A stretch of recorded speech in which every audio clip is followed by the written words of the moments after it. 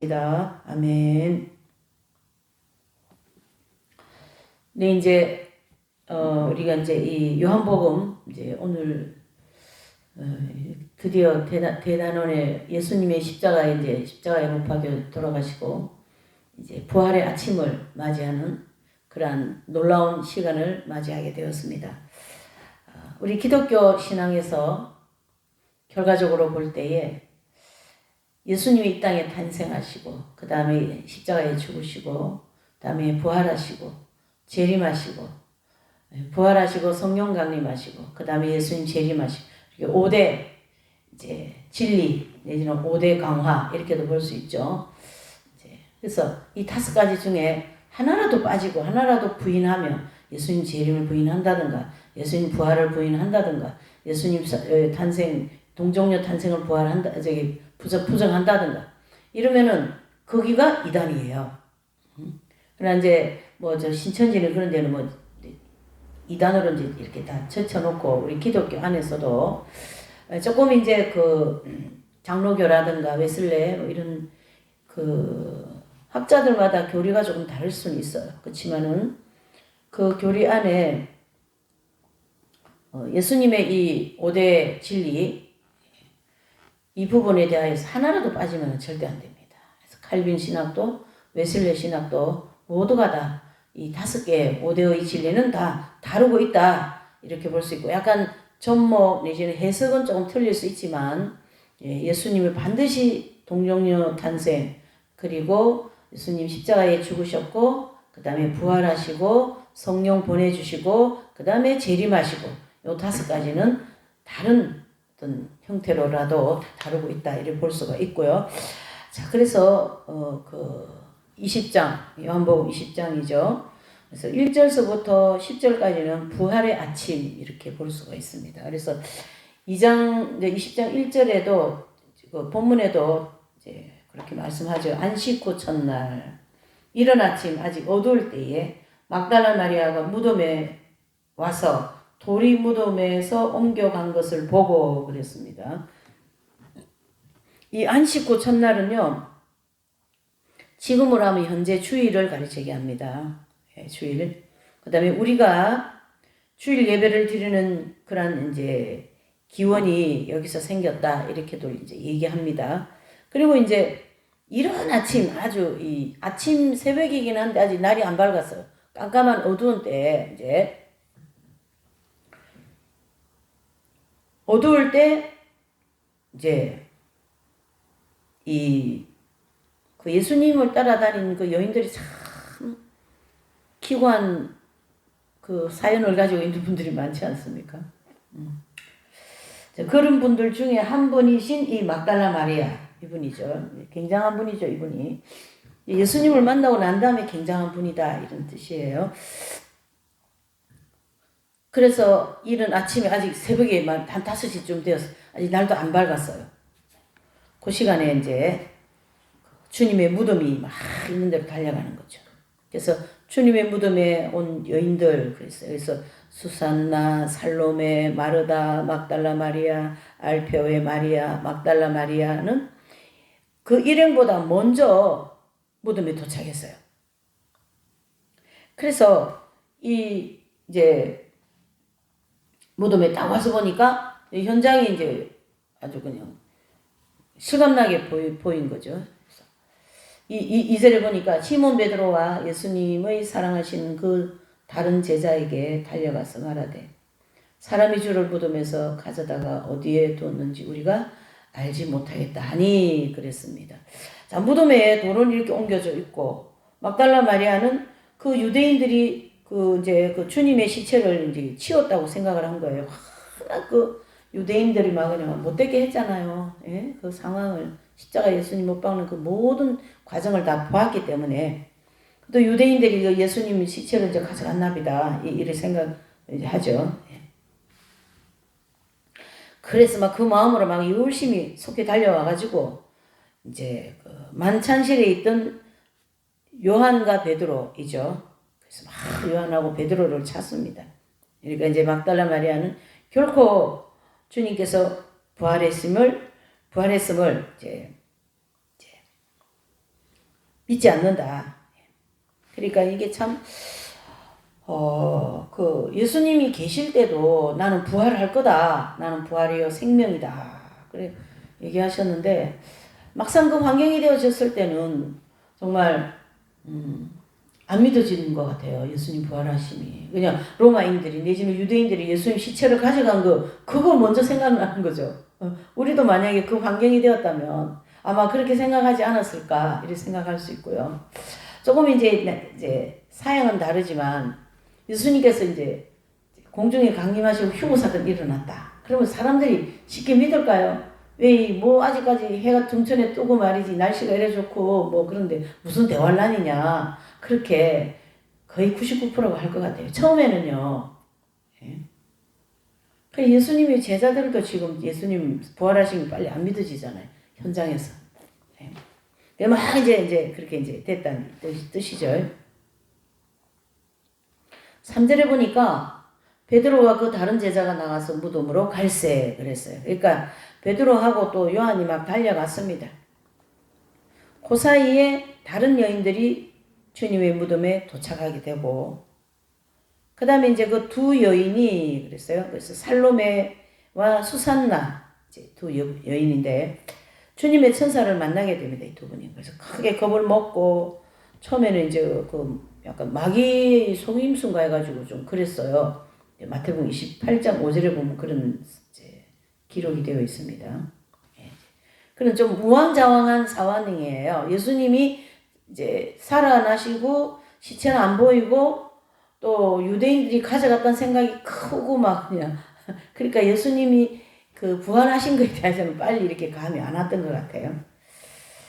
4절에서 7절까지는 이제 사도 요한이 무덤에 먼저 다름질해 가지고 도착했고, 사도 요한이 그 다음에 밖에서 안으로 들여다볼 뿐 들어가지는 않았습니다.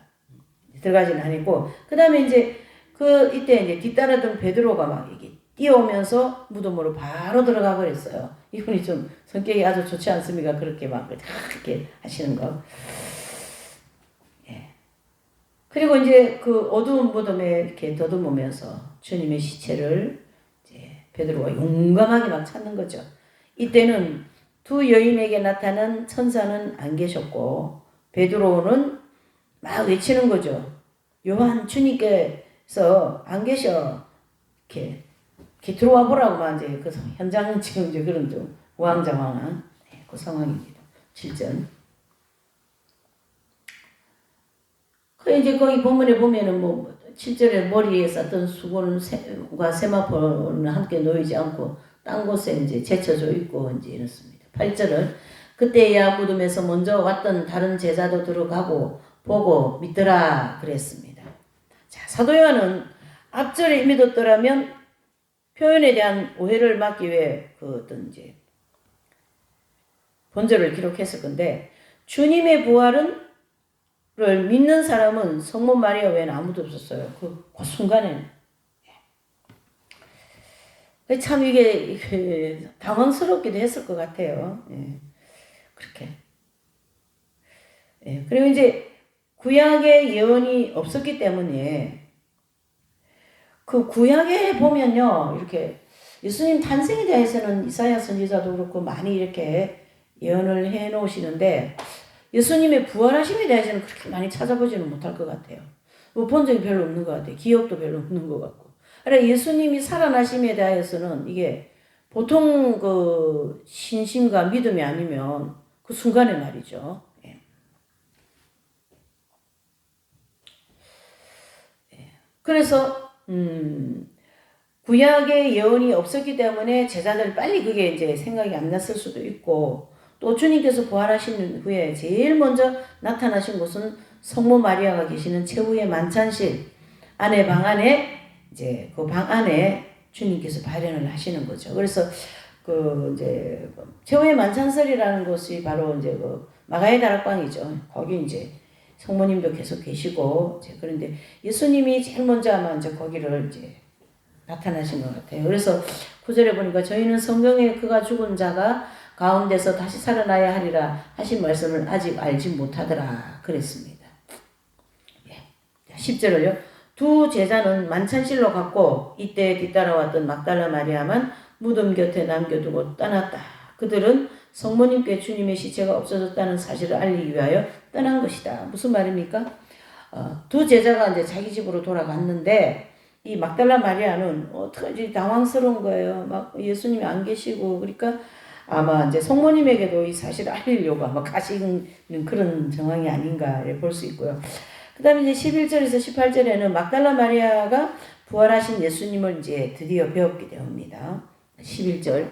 마리아는 무덤 밖에 서서 울고 있더니 울면서 구부려 무덤 속을 들여다보니 흰옷 입은 두 천사가 예수님의 시체에 뉘었던 곳에 하나는 머리편에 하나는 발편에 앉았더라 그랬습니다. 그래서 이제 12절 보면은 이 막달라 마리아가 무덤 밖에서 막 주저앉아가 엉엉 울고 있는 거죠. 이제 얼마나 예수님을 사랑했습니까, 그죠? 막달라 마리아 정말 그런 자신의 생활을 다 청산하고 예수님 만나고 말이지 우리식으로 말하면 성녀의 경지까지 들어가 버린 그런 분인데 얼마나 예수님 사랑했겠네 말이죠. 그런데 이제 무덤 안에 이렇게 보니까 흰옷을 입은 천사 두 명이 다 발채에 한 분, 머리 왼쪽에 한 분 이렇게 앉아 계시거든요. 그래서 저자들이 떠난 후 나타난 천사들이고 이 천사들은 그들의 모습은 소녀의 모습이었다. 두 천사는 발편과 머리편에 앉아 계셨다. 아마 그 천사는 이렇게 어떤 목사님은 천사는 다 남자다 막 이렇게 얘기하시는데 뭐 그렇다 생각하고요. 어쨌든 저는 천사를 한 번도 못 봤어요. 천사를 좀 이렇게 선명하게 한번 보여주시면 참 좋겠는데 근데 이제 수호 천사도 있고 또 천사가 옆에 있다는 게 느껴지기도 하고 그렇습니다. 그래서 이제 아마 여기에 나타난 천사는 아마 그 소녀의 모습으로 나타나셨던 것 같아요. 12절에 그 다음에 13절 14절에 보면 천사들이 가로되 여자여 어찌하여 우느냐 가로되 사람이 내 주를 가져갔다가 어디에 뒀는지 내가 알지 못함이니이다. 이 말을 하고 뒤로 돌이켜 예수님의 서신 것을 보나 예수님이신 줄 알지 못하더라 그랬습니다. 그래서 이 천사들의 물음과 막달라 마리아의 이 부탁이 이제 나타났고 그 다음에 천사와의 그 말을 마치고 막달라 마리아는 뒤를 이렇게 돌아보죠. 그때 아름다운 남자 한 분이 서 있는 거예요. 그러나 주님인 줄 또 아직까지 눈치를 못 채는 거죠. 막달라 마리아도. 그녀의 의식 속에는 고난당하신 주님의 모습만 남아있기 때문에 그러나 부활하신 주님의 모습은 대단히 아름다우신 분이었다. 저는 이 광경을 정말로 10분의 1 정도는 이해는 갑니다. 왜 그런다면 예수님이 좀 전에 어제만 해도 막 온갖 채찍에다가 피투성에다가 막 십자가에다가 막 대못을 박아가지고 정말 사람으로서는 볼 수 없고 할 수 없는 일들이 예수님한테 어제까지 일어났잖아요. 근데 오늘 지금 이 부활하신 예수님을 보니까 너무나도 아름답거든요. 그러니까 이 십자가의 죽으심과 부활의 이 사이가 이 간격이 종이 한 장 차이인데도 이렇게 그냥 죽음과 부활이 이렇게 막 그러니까 어제는 나는 죽을 사람같이 보였지만 오늘은 예수님의 부활의 은총을 힘입고 내가 막 영혼이 살아났다고 생각하면은 기분이 어떨까요, 여러분? 좋지요. 상쾌하고 깨끗하게 느껴지고, 그런 좀 풍성한 은혜를 받고 싶어요, 저도. 그 예수님의 부활의 은총의 은혜. 지금 이제 이 막달라 마리아가 이제 그런 지금 이제 은혜를 받고 있는 중이죠. 그러니까 이제 그렇지만 아직까지 부활하신 주님의 모습은 대단히 아름답지만 아직 눈치를 못 채고 있어요. 우리 막달라 마리아께서도. 자, 15절 보면 예수님께서 가라사대 여자여 어찌하여 울며 누구를 찾느냐 하시니 마리아는 그가 동산지기인 줄 알고 가로되 주여 당신이 옮겨갔거든 어디 두었는지 내게 이르소서 그리하면 내가 가져가라이다 그랬어요. 그러니까 예수님 부활하신 예수님 아직도 못 알아보는 거예요. 너무 안타깝죠. 우리는 이제 이게 다 아는 사실을 가지고 이게 이제 성경을 읽지만은 그때는 전혀 그런 사전의 지식 없이 죽음 예수님 그 다음에 살아난다는 그 얘기는 아주 좀 멀리 가 있어요. 너무 많은 고통 속에서 막 그래서 예수님 돌아가시는 그런 거가 있기 때문에. 그러니까 이제 우리 예수님이 시체 좀, 예, 좀 찾아달라고 천사인 줄 알고 말이에요.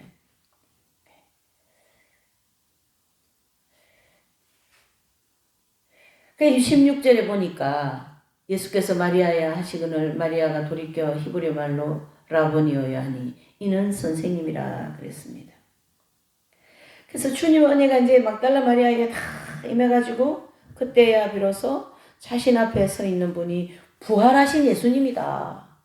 그러니까 저는 이제 그 제자들은 하나님의 구속사 6천년에 가장 복받은 분이 물론 아브라함도 있고 뭐 많겠지만 신약에서 최고의 복받은 분들이 베드로와 12제자 아니겠습니까?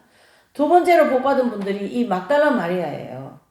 그러니까 예수님의 부활하신 모습을 실제로 이렇게 다 첫 번째로 보시는 그런 이거는 은혜가 아니면 있을 수 없는 일입니다. 얼마나 그 광경이 그냥 아름다웠겠어요. 참 보고 싶은 마음이 생기지 않습니까? 예. 그럴 때 그때서 비로소 자신 앞에 있는 분이 부활하신 예수님이신 줄 알고 17절에 보면 17절에 예수께서 이르시되 나를 만지지 말라 내가 아직 아버지께로 올라가지 못하였노라 너는 내 형제들에게 가서 이르되 내가 내 아버지 곧 너희 아버지 내 하나님 곧 너희 하나님께로 올라간다 하라 하신대. 그런 얘기를 듣고는 이제 막달라 마리아 감격에 겨워가지고 큰 소리로 지르며 주님 앞에 막 달려가죠. 그래서 주님의 발 앞에 엎드려 입을 맞추고 그때 주님의 손가락에 또는 그 이마에 막 이렇게 만지면서 말씀을 하는 거죠. 그래서 제자들이 그를 형제라고 부르신 그 예수님께서 주님의 사역을 맡아서 봉사할 분들이기 때문에 그 제자들을 형제라고 부르시는 거죠. 그래서 히브리서 2장 17절 18절에 보면 예수님은 그 제자들을 형제다. 너희는 나의 형제다. 친구보다 형제가 더 가깝지 않습니까? 그렇죠? 그렇게 형제들에게 가서 이제 이 제자들은 예수님이 안 계실 때 예수님 역할을 해야 되는 아주 중요한 분들이 되는 거죠. 이분들이 18절 막달라 마리아가 가서 제자들에게 내가 주를 보았다 하고 또 주께서 자기에게 이렇게 말씀하셨다고 이르더라. 그러니까 베드로를 비롯한 제자들이 막 의심을 하는 거죠. 무슨 소리냐 또 엉뚱한 소리 한다 이런 뜻이죠. 그러나 성모님의 증거로 말미암아 결국 믿게 되는 거죠. 성모님 한 분만 예수님 부활하신 걸 그 상황에서는 이제 아시고 제자들도 그 따르던 여인들도 다 아직까지 이게 실감이 안 나는데 그게 제일 여자들 중에 제일 먼저 이제 실감 난 분이 이제 막달라 마리아이죠. 막달라 마리아께서 이제 막 달려가가지고 이제 이렇게 하니까 이제 제자들이 여전히 안 믿어지는 거예요. 야, 어떻게 그래 안 믿어질까? 저도 그렇더라고요. 근데 이제 성모님께서 이제 설명하시고 이렇게 이제 해서 이제 예수님이 살아나셨다. 이거를 아시게 되는 거죠. 자, 그렇게 해서 이제 19절부터 23절에는 그 10명의 제자들에게 예수님께서 이제 발현을 하시는 거예요. 그래서 이제 그 19절을 보시면 이날 곧 안식 후 첫날 저녁 때에 제자들이 유대인들을 두려워하여 모인 곳에 문을 닫았더니 예수께서 오사 가운데 서서 가라사대 너희에게 무엇이 있을지어다 평강이 있을지어다. 자, 우리가 이 평강이라는 단어가 나오면 참 이렇게 친숙하고 또 우리가 인사할 때 샬롬이라는 그런 평강을 인사도 많이 하고 이렇게 합니다. 그래서 유대인들은 그냥 인사가 샬롬이에요. 샬롬. 예. 평강이라는 축복을 빌어주는 거죠. 예. 자, 우리 사람이 말이죠. 이 평강에 대해서 조금 깊이 묵상하면 참 좋은 게 많습니다. 뭐냐? 우리가 여러 가지 고통 속에 막 이 세상에서 또 막 여러 물질 문제라든가 또 이런 막 이런 이제 세파에 시달리면서 살아갈 때에 주님께서 다 나타나셔. 내가 너에게 내지는 너에게 평강을 준다. 그러면은 마음이 얼마나 평안하겠어요. 막 마음에 염려도 많고 불안하고 막 이런 게 많거든요. 우리 사람들에게. 예. 인생살이 자체가 그렇습니다. 그런 가운데 예수님이 오셔갖고 평강의 은총을 주시면 얼마나 마음이 평안이 느껴지고 정말 돈을 한 뭉치 갖다 주는 것보다 더 그 평화는 있을 수가 없겠죠. 이제 그런 것이 이제 그 수가성 여인도 체험을 하는 거죠. 예수님을 직접 만나서. 예. 그와 같이 예수님은 이 땅에 평강을 주러 오신 거예요. 평화, 평강. 예. 그래서 예수님께서 이제 누가복음 이제 1장에 쭉 보면 탄생이 이 땅에는 평화예요, 하늘에는 영광이라 그랬습니다. 그 평화, 평강을 먼저 예수님이 부활하셔가지고 이제 제자들한테 또다시 이제 이렇게 주시는 거죠. 예. 그래서 이제 그 예수님께서 그 만찬실에 발현을 하셔갖고 이제 제자들에게 평강을 전하시죠. 그래서 부활하신 주님을 만났고 증거하는 소식을 이제 듣게 됩니다. 그래서 이 성모 마리아, 나사로, 요한나, 마나헨, 니고데모와 요셉, 그 다음에 목자들, 그 다음에 엠마오로 가는 두 제자, 왜 다른 친구들, 뭐 론지노, 로마 부인들, 주님의 나타나심을 먼저 빛이 강하게 폭사하고 그 뒤에 주님께서 발현하신 그런 이제 내용으로 이렇게 전개되는데, 이런 내용은요, 그 마리아 발도로 다부른 책에 이렇게 좀 참고가 할 수 있는 것입니다. 이제 여기 이제 그 로마 부인들도 있고요. 그 론지노는 이제 로마 군인인데 예수님 십자가 못 박는 현장에 이제 지휘하고 이런 분이죠. 그래서 그러는 분들이 예수님 부활을 만나고 부활을 믿게 되고 보통 은총이 아니겠죠, 그죠? 그런 그 하나님의 놀라운 은혜를 우리가 한 번 더 깊이 생각해 볼 필요가 있다고 생각합니다. 예수님은 이제 이미 부활을 하셨기 때문에 시공간이 초월하신 분이고, 또 그러한 문을 뭐 열지도 않고 툭 들어오셔가 너희에게 평안이 있을지어다. 그러니 참 얼마나 놀라웠겠습니까? 20절에 보니까 이 말씀을 하시고 손과 옆구리를 보이시니 제자들이 주를 보고 기뻐하더라. 평강이 있으라 이렇게 얘기하시고 제자들은 그 영적 할례를 받는 경험을 이제 하시고 드디어 죄악성이 그 영 안에서 뿌리를 뽑히는 그런 신비로운 경험을 이제 하시는 거죠. 그 이후부터 이제 이 평강의 능력이 막 나타나거든요. 그러니까 이긴 자들은요, 예수님의 생명이 합일되어 계시기 때문에 그냥 가만히 있으면 평강이에요. 막 또 평강 덩어리가 들어와 계신다고 하잖아요. 이렇게 심령 안에. 네. 그 예수님 제자들이 그런 평강이 이제 임한 거죠. 네. 좀 부럽지 않습니까? 좀 그런 은총이 좀 그런 이긴 자가 되어야만이 그 평강을 느낄 수가 있는 거거든요. 생명이 들어오셔가지고 합일이 되어야만이 그 평강을 지금 주신 거예요. 이긴 자들. 예수님이 제자들에게 그 평강을 주신 거죠. 그래서 예수님이 평강이 있으라 하신 이때에 제자들은 영적 할례를 받는 경험을 하고 드디어 죄악성이 제거되고 영 안에 그리스도의 생명이 합일되는 그러한 형편이다. 체험이다. 이래 볼 수 있습니다. 신비로운 체험이죠. 그리고 이제 21절에 보면 예수께서 또 가라사대 너희에게 평강이 있을지어다. 아버지께서 나를 보내신 것 같이 나도 너희를 보낸다. 그랬습니다. 그래서 제자들을 세상에 이제 파송하는데요. 이 대목을 우리가 그 순서를 차근차근 보면 너무나도 신비롭고 너무나도 신비롭고 정말 이거 기독교에만 있을 수 있는 일이죠. 다른 종교는 절대 있을 수 없습니다. 예수님이 평강이 너희에게 있노라. 그때 제자들에게는 영적 할례가 이루어지고 그 생명이 합일이 되어가지고 이제 12명의 제자들이 밖에 나와서 이제 예수님의 역할을 복음을 전파하지 않습니까? 그러면서 교회 시대 교회가 이제 세워지기 시작하는 거거든요. 이렇게 해서 하나님은 이방인의 구원의 역사를 문을 열기를 시작한 거예요. 그래서 만민 구원의 역사를 이렇게 하나님은 이제 진행해 나가시는 거죠. 제자들을 파송하신다. 근데 22절에 보니까 이 말씀을 하시고 저희를 향하사 숨을 내쉬며 가라사대 성령을 받으라 그랬습니다. 자, 부활하신 몸을 입으셨음을 이제 예수님 보여주시고 어떤 환상이나 이상을 보는 것과 절대 다릅니다. 이 부활체는 예수님이 이렇게 부활체를 하셔가지고 실제로 부활체를 나타나신 거예요. 뭐 환상 이런 거는 어떤 그림을 보고 TV를 보는 것 같다면 부활체는 실제로 나타나셨어요. 예수님이. 그게 전혀 차원이 다르죠. 그래서 그래서 이 부활체는요, 그 육신의 힘으로, 육신의 육안으로도 식별이 된답니다. 근데 부활체 예수님 아직 한 번도 안 봐가지고 좀 보고 싶은 마음이 막 생기려고 그래요. 그리고 이제 성령을 받으라 그러지 않습니까? 성령을 받으라. 이 성령은 출애굽할 때의 성령이 아니고 광야의 연단 받는 과정에서 받는 성령도 아니고 이것은 연단을 다 마치고 난 다음에 영적 할례를 통하여 생명의 성령이 합일되는 체험, 그걸 받으라 이런 뜻이거든요.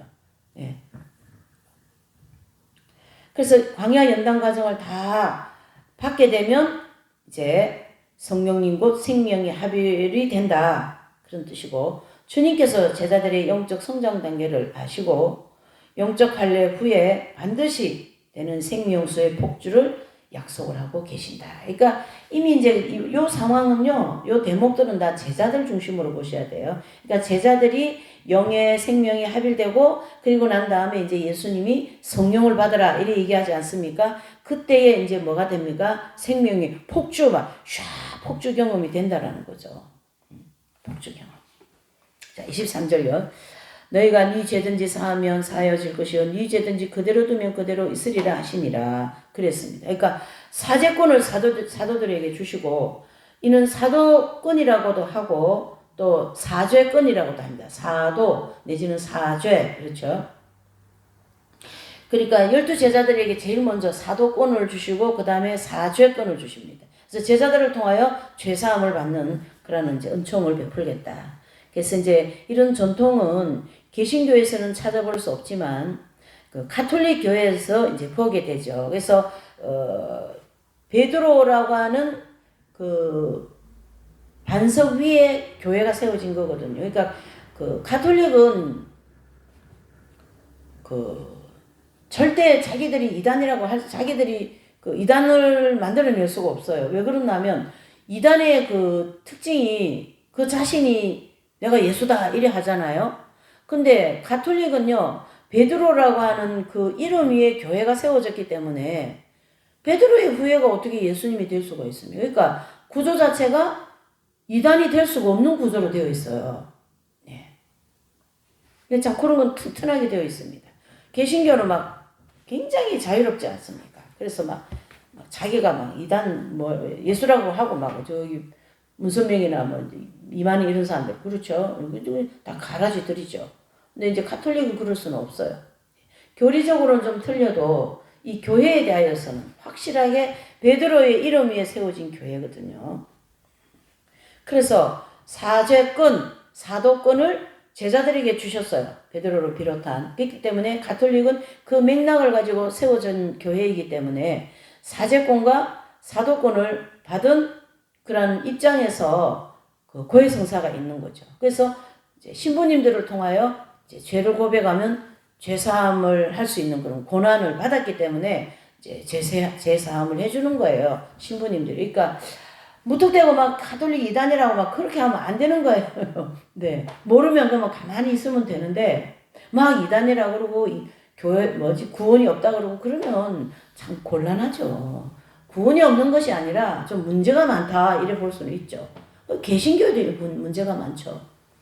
저는 가톨릭 옹호자도 아니에요. 그냥 성경 중심으로 그리스도 중심으로 볼 때에 그렇다 이런 뜻이죠. 그래서 이런 개성을 받아서 세워진 교회가 가톨릭이고 또 그 개성 아래에서 사죄권을 받았단 말이에요. 베드로가. 그러니까 그 개성을 계속 사제들에게 주기 때문에 사제들은 고해 성사를 통하여 성도들의 죄를 사할 수 있도록 그 반드시 그리스도 이름으로 당신의 죄를 사합니다. 이렇게 하시거든요.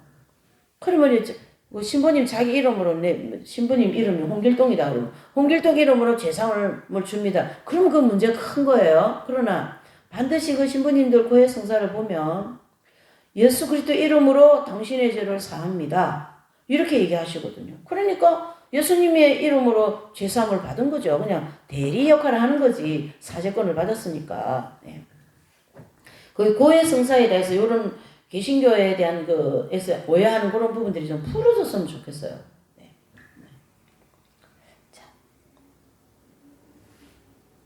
그래서 이 현재 그 이제 신부님들이 행하시는 고백 성사가 이에 근거하여서 진행되고 있고, 또 이런 권을 행사할 수 있는 사람은 반드시 자신이 먼저 거룩해져야 된다. 그리고 연단을 마치고 거룩해진 사람은 주님의 생명을 소유하신 분으로 공정한 판단을 내릴 수 있다. 그러니까 그 제자들 중심으로 이제 볼 수가 있는 거죠. 네.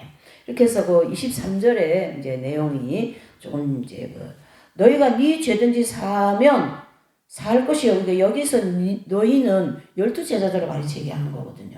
그러니까 12제자들에게 사제권을 줬다. 이렇게 보시면 되고, 이제 그 사제권을 가톨릭에는 모든 이제 그 신부님들한테 주시잖아요. 사제들한테. 그래서 고해 성사가 이제 되는 거지. 네. 자. 그 다음에 24절에서 29절을 보면은요, 12제자 중에 하나인 디두모라 하는 도마는 예수님이 오셨을 때 함께 있지 아니한지라 그랬습니다. 그래서 이제 그 24절에서 29절은 사도 도마에게 나타나신 부활의 주님이신데, 참 유명하죠. 이 도마 이분이 굉장히 그 지성인이고 또 성격이 그 약간 좀 칼빈 쪽인 것 같아요. 아주 예리하고 말이에요. 네. 그런 분이 성품의 소유자이기 때문에 그냥 말을 해서 부활하셨대요. 그래? 부활하셨대요? 그렇게 안 되는 분이에요.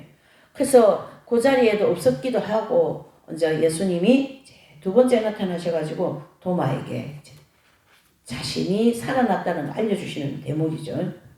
그래서 도마는 주님께서 겟세마네 동산에 붙잡히실 때 도망을 친 분이고, 다른 제자들과 떨어져서 성문을 통과하여 멀리 막 이렇게 달아나 버렸어요. 이분도.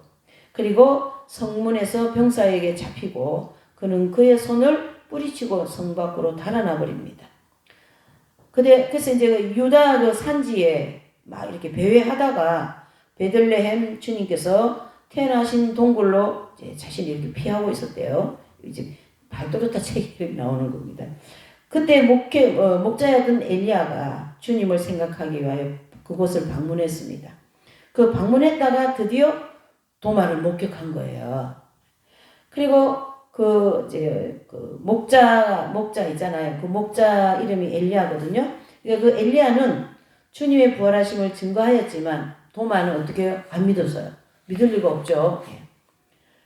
성경에 보면 그런 거죠. 그래서 계속 어린아이처럼 울기만 하고 있다가 끈질긴 설득에 도마는 주님의 제자들이 있는 그 만찬실로 이제 오는 거예요. 그래 예수님을 많이 사랑했던 분입니다. 그래 예수님이 이제 돌아가시고 하니까 이 얼마나 대책이 없지 않습니까?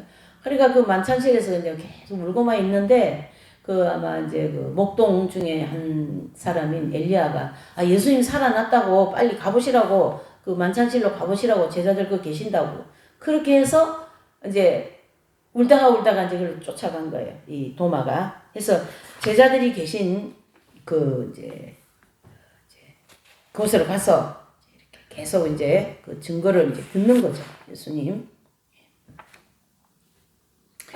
그럼에도 도마는 제자들이 유령을 본 것이라고 여전히 믿고 있지 않을 때 이제 24절에 보니까 이제 12제자 중에 하나인 디두모라는 도마는 예수님 오셨을 때 함께 있지 않더라. 그때만 10제자만 있은 것 같아요. 도마는. 그 25절에 보니까 다른 제자들이 그에게 이르되 우리가 주를 보았노라 하니 도마가 가로되 내가 그의 손에 못자국을 보며 그 손가락에 못자국을 넣으며 내 손을 그 옆구리에 넣어보지 않고는 믿지 않겠노라 이렇게 했습니다. 그러니까 어떻습니까? 제자들이 이제 도마가 나타나자마자 반갑게 막 이렇게 반갑게 맞이하고 그러지 않겠어요? 그때 막 예수님 부활하셨다, 예수님 살아나셨다, 형제요 하면서 막 그랬어요. 그럼에도 불구하고 이 도마는 안 믿으니까 심지어 부활하신 주님을 직접 만나서 못자국에 손 넣어보고 말이지. 옆구리에 손 넣어보고 그래 하지 않으면 나 안 믿겠어 하면서 막 그것도 그래 예수님 돌아가신 것 때문에 슬픈데도 또 그게 또 얼른 안 믿어지네 이 도마가 성품이.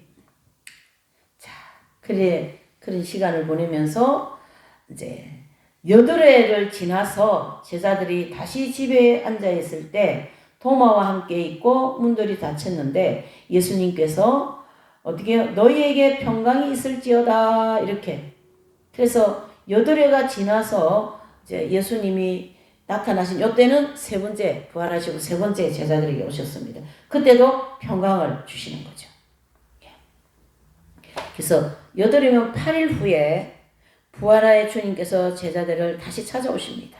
이때 제자들이 만찬실에 그 식탁에 이렇게 둘러 앉아 있었고 베드로를 중심으로 왼편에는 유다, 다데오, 그다음에 이제 바돌로메.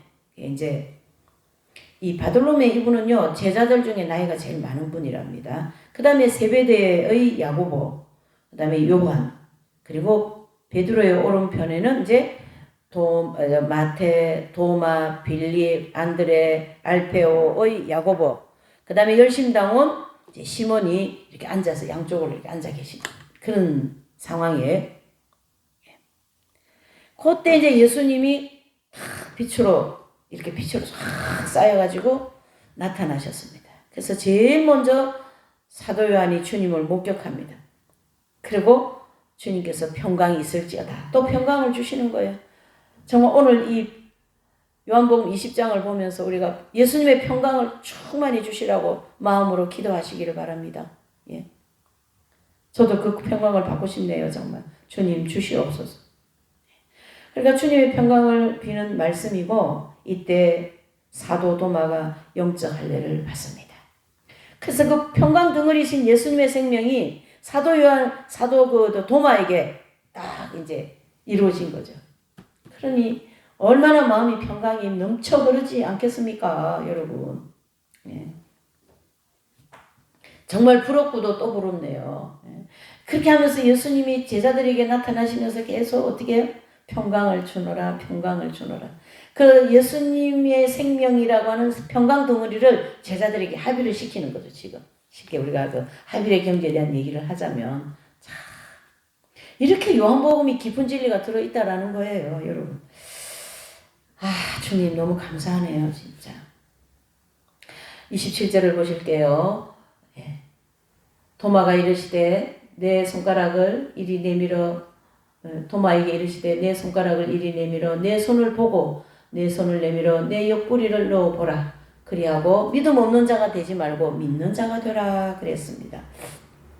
그래서 주님은 그 도마를 사랑으로 이렇게 부르시고 또 도마는 부끄러운 마음으로 식탁 밑으로 막 숨으려고 막 이렇게 하는 거예요. 얼마나 부끄러웠겠어요. 살아나신 예수님을 보니까. 그러나 주님은 스스로 걸어오셔서 도마를 이렇게 어루만지시고 그리고는 손가락으로 그 손바닥을 이렇게 들어서 주님께서 찔리신 그 손바닥을 이렇게 이제 이렇게 옆구리 이렇게 이제 만져주시는 거예요.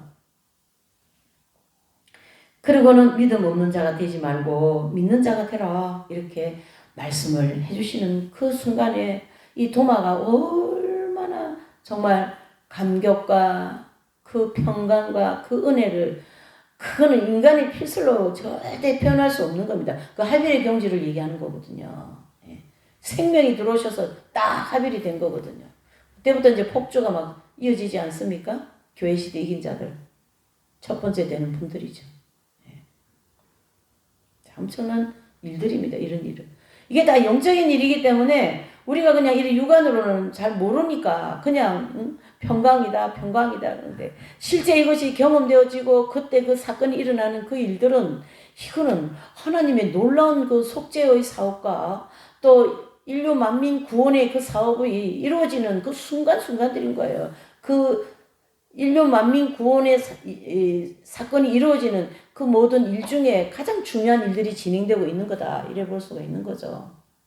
합일되어진 제자들이 없었다면 예수 그리스도의 생명이 합일되어진 제자들이 이 복음을 전파하지 않았다면 어떻게 이 성경이 저와 여러분들에게까지 내지는 사도 바울에게까지 이 전달이 되었겠냐 말이죠. 그 사도 바울 서신에도요, 그 제자들의 그러한 흔적들을 굉장히 많이 표현하고 있지 않습니까? 그만큼 12제자들이 중요하다. 왜 그러냐면 예수님과 함께 계신 분들이거든요. 그래서 사도권이다, 사제권이다 이렇게 얘기할 수가 있는 거죠.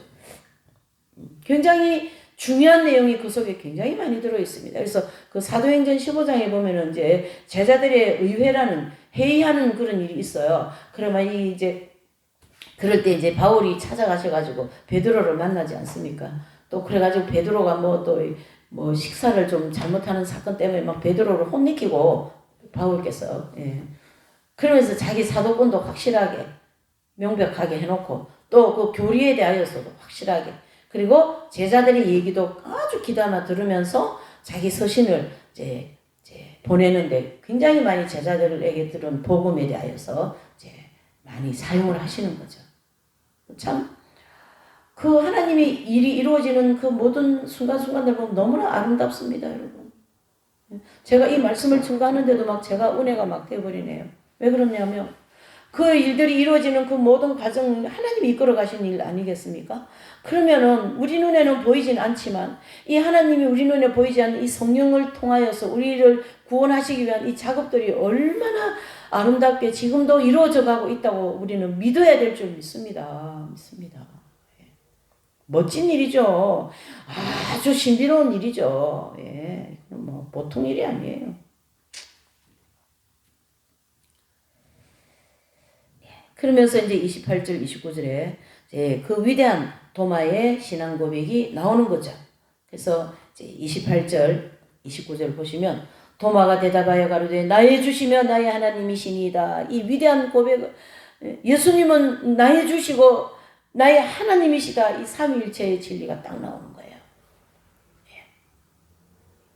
절대 불변의 진리 아니겠습니까? 이 삼위일체 진리는 예수님은 하나님의 아들이시요 바로 하나님이시다. 예수님은 이러한 위대한 고백을 이 도마께서 해주시고, 또 29절에 예수께서 가라사대 너는 나를 본 거로 믿느냐 보지 않고 믿는 자들이 복이 있도다 하면서 보지 않고 믿는 믿음에 대해서 강조해버립니다. 주님은. 그러니까 보고 믿는 것도 복이지만 안 보고 믿는 게 더 큰 복이다 그 얘기죠. 도마라는 분도 참 재밌고 특이한 분이에요. 이런 사건을 만들어가지고 여기다 이렇게 다 기록을 하고 말이에요. 이제 도마가 기록했다는 게 아니고, 이렇게 그 상황을 전개해 나가는데 주인공이지, 이 도마께서. 근데 사도 요한은 또 너무 멋진 분 아니겠어요? 이걸 전부 다 기억해가 다 이 요한복음에 다 기록한 거예요, 지금 이렇게. 이 저자요, 사도 요한. 자, 30절, 31절. 요한복음을 기록한 목적. 자, 30절. 예수께서 제자들 앞에 이 책에 기록되지 아니한 다른 표적도 많이 행하셨으나 오직 이것을 기록하면 너희로 예수님께서 하나님의 아들 그리스도이심을 믿게 하려 하며 또 너희로 믿고 그 이름을 힘입어 생명을 얻게 하려 함이라. 아멘. 그랬습니다. 그러니까 20장 여기 이제 마지막 절 30절 31절의 위대한 이 사도 요한의 기록을 남겨놓습니다. 뭐냐면 이제 예수님이 행하신 이 기적의 모든 이 행적들은 다 기록할 수 없다. 너무 많다. 그런데 여기다가 기록한 이유는, 여기 예수님에 관계되는 이 복음서에 기록한 내용들은 결국 모든 사람들이 그 복음서에 기록한 내용들을 읽고 보고 듣고 은혜를 받으면서 예수님은 어떤 분이요? 하나님의 아들이라는 걸 믿게 하겠다. 그래서 이걸 기록한다 이 뜻입니다. 이 요한께서 이 기록한 의도야 목적은. 그래서 예수님께서 하나님의 아들 그리스도이심을 믿게 하려 함이요 또 너희로 믿고 그 이름 힘입어 생명을 얻게 하려 함이라 그랬습니다. 그래서 이때 이걸 기록하지 않았다면 큰일 날 뻔했죠. 그래서 성령께서 이 요한의 손길을 통하여서 다 기록하도록 가르쳐 주신 거예요. 그래서 예수님은 지금까지 저와 여러분들에게 삼위일체의 하나님이시고 하나님의 아들이시다. 이것이 신앙 고백으로 나오지 않습니까? 엄청난 일이죠. 그래서 주님에 관한 기록 이외에도 굉장히 많고, 그것을 전부 기록한다면 이 책을 두기가 세상에서 부족하다라고 요한복음 21장 25절에. 그러나 오직 복음서에 기록한 이 내용은 그 목적은 예수님은 어떤 분이요? 구주이시고 또 예수님은 우리의 메시아 그리스도이시다. 그래서 구주 되심을 증거할 목적으로 그로 말미암아 우리는 어떻게 돼요? 생명을 얻게 하겠다. 그로 말미암아 우리는 뭘 얻게 됩니까? 예수님의 생명을 얻게 된다. 이런 뜻입니다. 그때부터 시작하여서 교회 시대의 이 땅에서 몸을 입고 있으면서 예수님을 믿고 가장 예수님을 빼어나게 모범적으로 잘 믿은 교회 시대의 이긴 자들 14만 4천 명의 영의 예수 그리스도의 생명이 다 해빌되어서 이 땅에서 그 시대마다 예수님의 역할을, 빛의 역할을, 밝은 빛된 예수님의 역할을 온전히 하면서 한 시대의 핵을 그으면서 가신 분들이 영성의 대가들, 영성의 거성들, 그렇죠?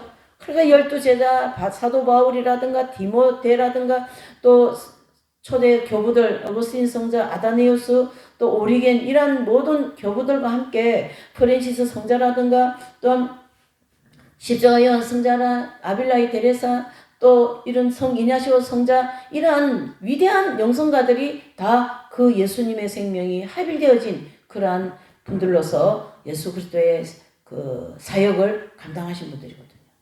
그러니까 우리 대한민국에도 주기철 목사님, 이용도 목사님, 손양호 목사님, 이성보 목사 이런 분들이 그 생명이 다 해별되신 그러한 계시록 19장, 20장, 21장, 22장이 얘기하는 예수님의 신부, 예수님의 아내, 그리고 계시록 19장에 나오는 예수님의 백마군대들, 그리고 계시록 22장 17절에 나오는 어때요? 성령과 신부가 오라 하시는도다. 바로 그 성령이 합일되어진 분들이 바로 신부다. 이렇게 정리를 해볼 수가 있습니다.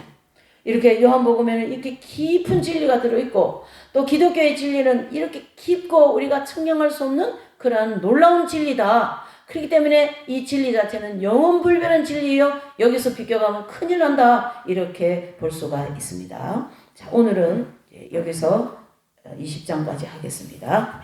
기도합니다. 하나님 아버지 참으로 감사드립니다. 이 요한복음이 이 놀라운 진리를 사도 요한 저자이신 분이 이렇게 기록하셔서 오늘 우리에게까지 이런 이 기독교의 깊은 진리와 이 생명의 합일에 대한 이 놀라운 은혜에 대하여서 다시 한번 알게 하시고 따라서 요한계시록에 나오는 모든 그 신부들 또한 아내, 예수님의 아내 또 그 백마군대 이러한 분